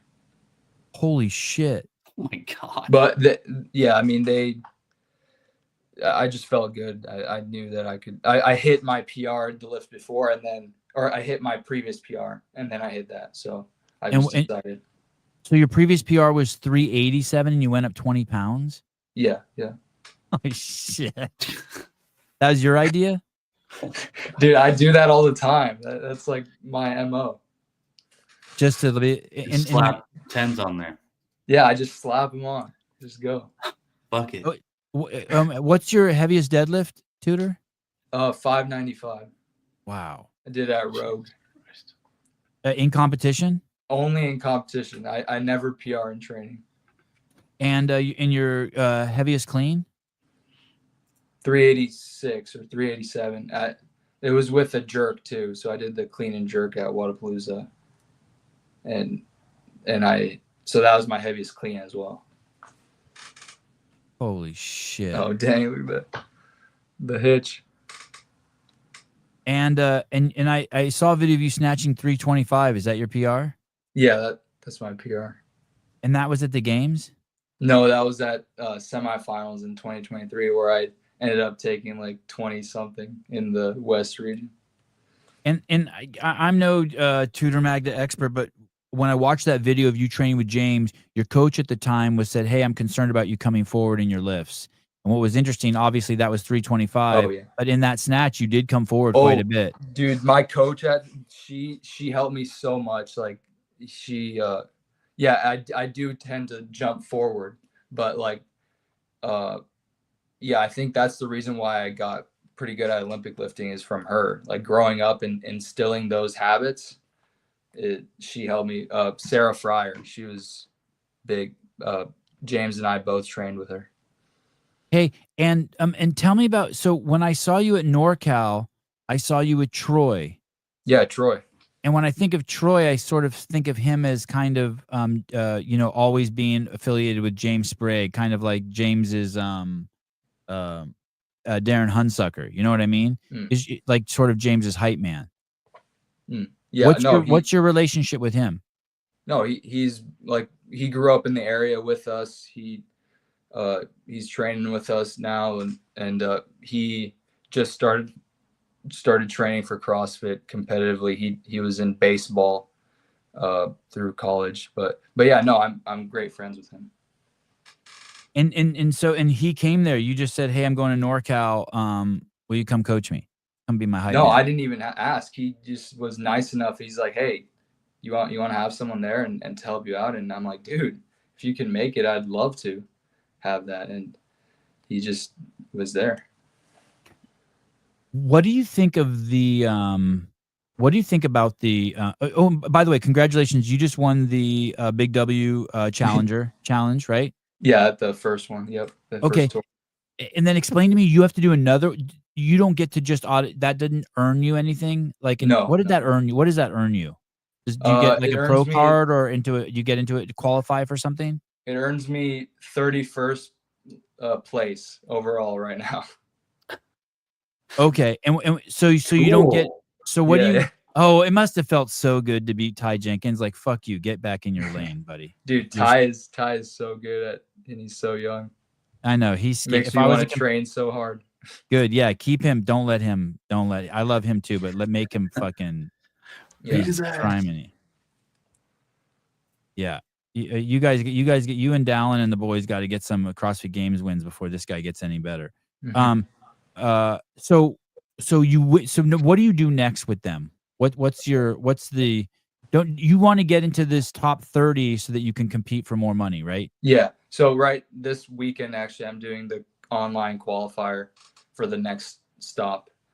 And I have to make top 9 in that to make it to the 30 people that compete in the pro. Okay, so you're close. Yeah. So because you did well here, you won this. Mhm. Then, if you finish top 9 on this online qualifier, you'll get a pro card. And do those 30 guys? Are you competing against those 30 guys on in this qualifier? Or no, they're already in. They're so 21 of them are already in. So 9 of them. I'm one of the 9 that has to be decided. Oh, okay. And is Colton's already in? Does he have to do this qualifier? No. Okay. All right. And does this fuck with your training at all, or it's just 3 workouts and it's good, all good? No, we structured around it. It's not too bad. And you qualified through the games with the online qualifier. Yeah. Which I thought was which is crazy. I thought that was going to be so hard. Did you think that was hard? What place did you end up getting? I got 4th or 5th, technically 4th, I think. But the workouts were tough for sure. Yeah. And what was the backup plan if you didn't make that? The TFX and then NorCal, or not TFX. Actually, I did not do well enough in the open to do that. I would have just gone straight to NorCal. Okay, so if you didn't do that, you had one more opportunity. Last chance qualifier, yeah. Oh yeah. Oh yeah, we did do the last chance qualifier, right? Yeah. Who made it through that? Yonikoski. Oh yeah, that's right. And who was the girl who made it? Do you remember? Lydia Fish. Oh shit. She's the one that did the workout at like midnight. Yeah. And submitted it. She did, actually, I think it was like the 3rd time she had done it. She did it in the middle of the night. Wow. Yeah. This is ridiculous. No way. Yeah, I've never done that before. That must be, your system must be going haywire for doing that in middle of the night. And why did she do that? Was there a reason? Yeah, I think she had kept getting 7 legless rope climbs, and I think she wanted an 8th to make sure that she was good, like she was gonna make it. And it was like, I think the workout was like 100 wall balls and then max rep legless rope climbs. And then she did it the first day, didn't like the score, did it another time the next day, still got 7 reps, and then came back at like 11 p.m. and did it a 3rd time and got an 8th rep. Did she needed to do that? Mm-hmm. Holy shit. And she qualified. Tudor, someone said, Sevi, give Tudor a pro card. So I do have Justin Medeiros' pro card here, but I just made one for you too. So if you ever come to my house, yes, thank you. And now I have 2. You're welcome, buddy. Fucking, I've always been a Tudor Magda fan. So now I have If you and Justin ever come over, hey, what do you enjoy? Do you enjoy the? There's some fun guys in the space. James is fun. Downs fun. Jason's fun. You got this dickhead Taylor Self. You know, he could be fun. Do you enjoy the boy stuff, all the locker room the banter? stuff? Yeah, the banter, the taunting, the head games, it's I guess is at 22, it might even be seen as love and camaraderie. Yeah, absolutely. I mean, dude, I love it. I mean, growing up watching other sports and people trash talking, it's great. I mean, I honestly haven't had the chance to do it a whole bunch just because I haven't made the games or these big competitions with all the boys that much. So maybe at the games this year we'll have some good memories, make some good memories. Isn't it kind of a compliment? Like you show up at NorCal and Taylor's just targeted you, and just the whole time he's just harassing you, talking. I mean, like if that was me, I'd be like, oh fuck, that like this guy's giving me a lot. Like I would be like, I'm like an alchemist. I'd be like, wow, this guy's giving me a lot of attention. I must be like, yeah, like he's not doing that to any of the other guys. He's just fucking locked it. That 2 years ago at NorCal, he just locks in on you. He's just fucking with you, like trying to fuck with you the whole time, talk shit and harass you. And he mainly just talked shit after the first event, and then he stopped. I wish he would have gone a little deeper. Maybe we could have poked at each other's pasts and stuff, and maybe you could have touched tips or something. No. Tudor, is the goal to win the games? Yes. Yeah. I that's the dream goal out there. That's what I've been training for. That's what I kind of set out to do when I was young and as a teenager started training for. And when you won the games in 2018, did you see, like, was that enough for you to be like, oh shit, I can see myself winning the CrossFit Games and being the fittest human on planet Earth? I think so, yeah. And I mean, it wasn't like, oh, I'm good enough now to be able to do it in the pro division, in the men division, but it just gave me some reassurance that I'm starting on the right foot, you know? Yeah.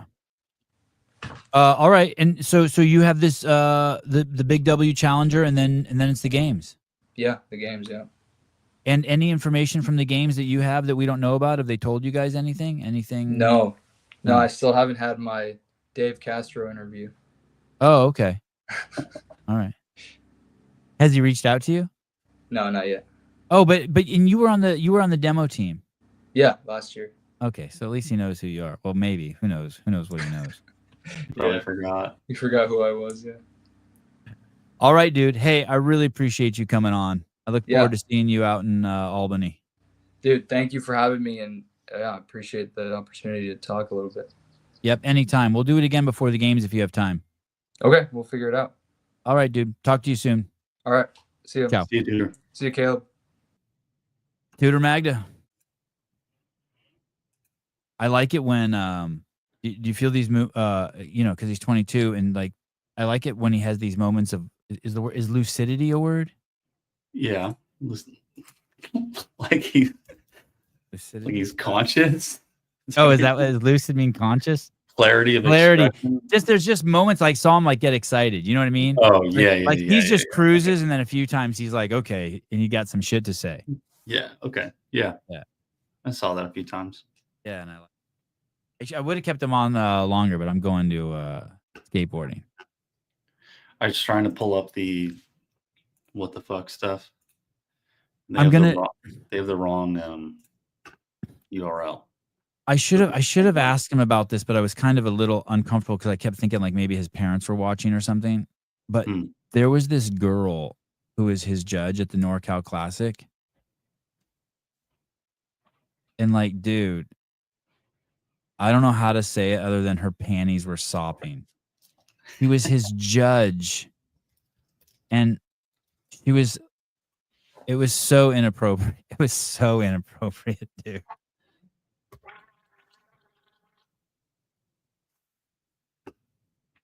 She was basically like talking to him while he was doing the workout, like correcting him, like, oh, just jump over or count his reps. Or when she was like, and then I think even before she's like, oh my God, I can't believe I'm judging you. You're my favorite athlete. I think she said that to him in the beginning. And then afterwards, afterwards he was like fucking basically dead, and she's like getting all next to him and taking pictures, and it was just it was crazy. It was crazy. I mean, I was like, God, I want to ask him about that. I think he might be kind of I suspect he's the best looking competitor right here. Oh, is he? Okay, yeah.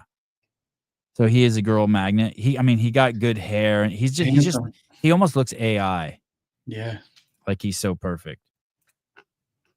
Oh yeah, he's definitely up there. Yeah. Damn. I wonder what that's like. I wonder if he knows. Like, does he know? No, he doesn't. I don't get the feeling he knows either. I don't think he knows. Like he's walking, he goes into Safeway, and like 20 cougars are staring at him, and he's oblivious. He doesn't even know that they're looking at him. He's in his own world. Oh, he's like borderline Asperger's.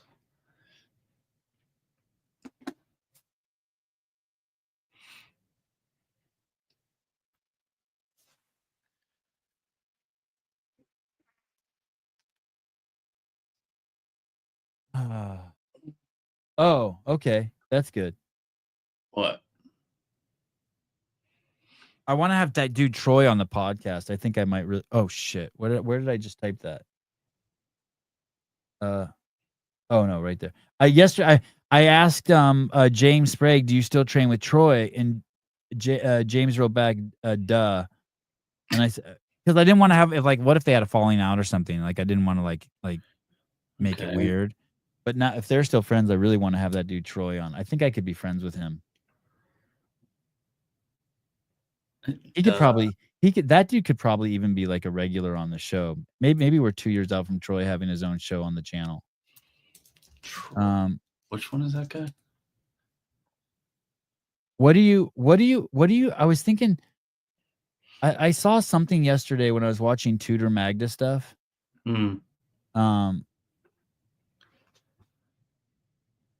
I think someone said to him, but I was thinking about what if you did a competition and it was 600 points, and there were 3 events that were 100 point each, and then another event that's a CrossFit event that's 300 points, but those other 3 events are to lure in other athletes, non-CrossFitters, who could just destroy at those workouts, like an Olympic weightlifting event and a gymnastics event and a running event. I don't know. Yeah, like maybe 3 monostructural things. I was just thinking of ways like you could get so you get people from different specialties all in one place, like kind of like destroying the CrossFitters, but then at the end of the day, like this is a fitness event and you lose. But they still have fun. But you get to kind of see them next to each other. Like you get to see someone who has a 5-minute mile run next to someone who has a 4:15 mile. Yeah, like you get like a Mitchell Pooper out there with Lauren Stallwood. It's kind of crazy. Didn't Ricky Garrard run a sub 5-minute mile at the games? Like 4:59 or something retarded. Yeah, it was something silly. Yeah. So it's crazy to think that someone like Charlie Lawrence can only beat him by 45 seconds. Now I know that's a lot. Only 45 seconds. But dude, all the other shit that Ricky can do is crazy. Yeah, for sure. I mean, Charlie's it's just a one-trick nuts. pony, obviously. Like that's sounds like High Rocks. Yeah.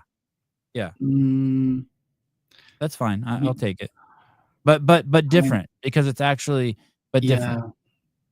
Because it would be like you would string it out over the span of a weekend, right? Yeah, a weekend. Yeah, 2 days. Yeah. Yeah. But also, you really let these other athletes shine. Yeah, like you could get them like the Denny Stones or something, and you have them lift for as long as possible. Ricky was kind of coasting too, right? I don't know, but he was. That boy can run. Yeah. Did he qualify for the games? I don't know.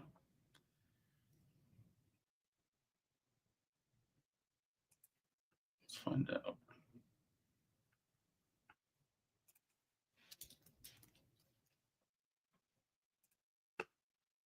Yes, he did. Oh, I need to get him on the show. Oh, wow. Wow. Wow.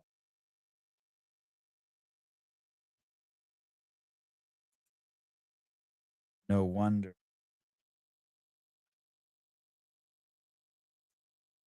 Oh, boy.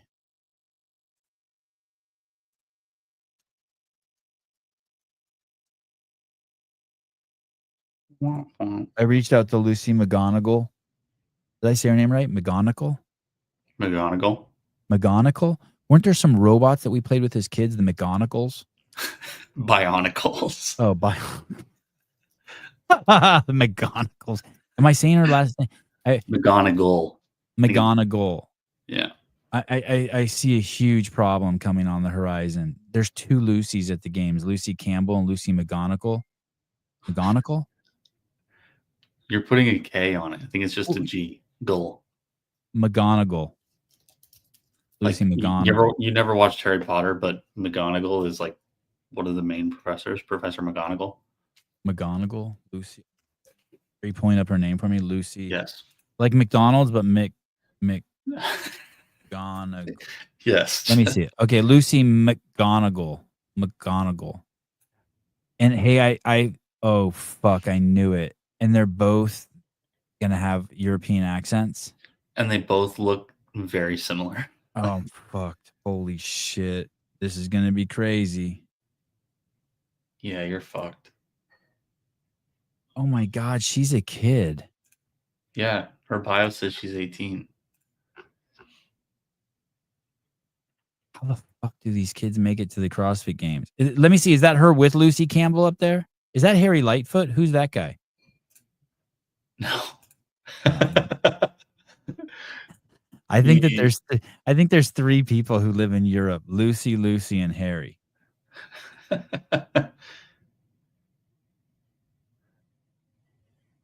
bet you her background's gymnastics.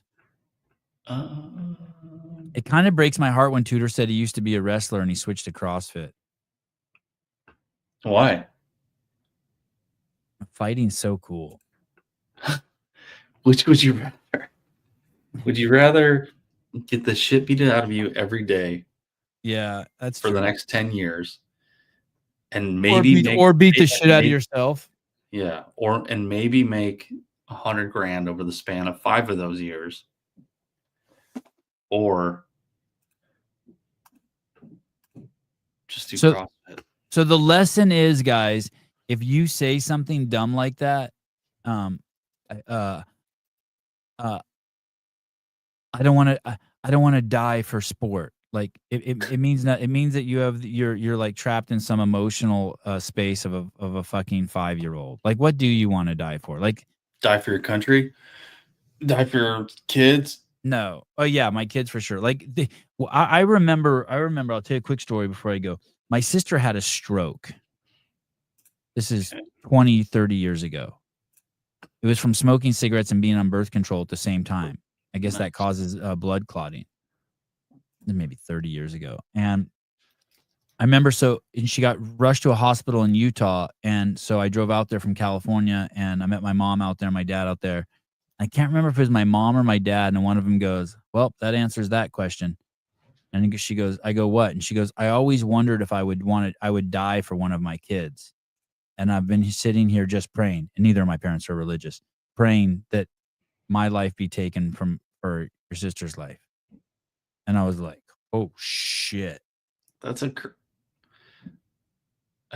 pretty crazy. You know what I mean? Like, I could totally see myself doing that. My kids being air vac and being like, dear God, just take me, don't take them. Take me, don't take them. Could totally see myself doing that. Yeah. Go ahead, say it. I won't get offended. No, if it were like, I just find it weird that like nothing's actively happening to you.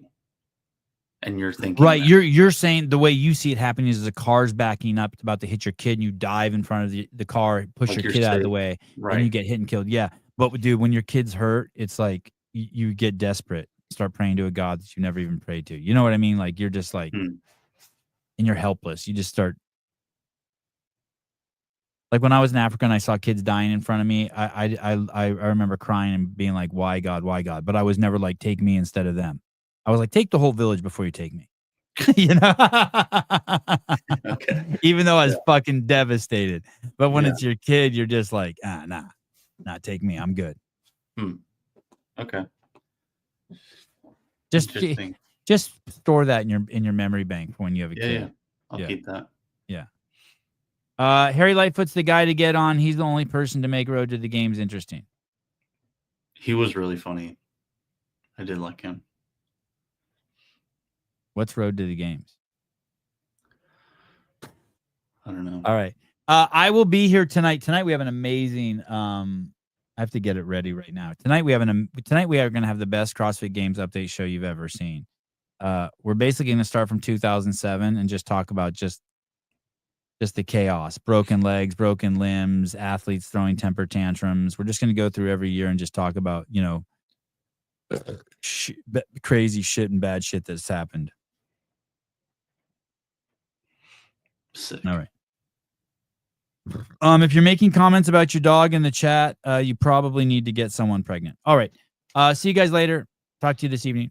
Don't forget, you can have lunch with Scott in 18 minutes on the Clydesdale podcast. Talk to you guys later.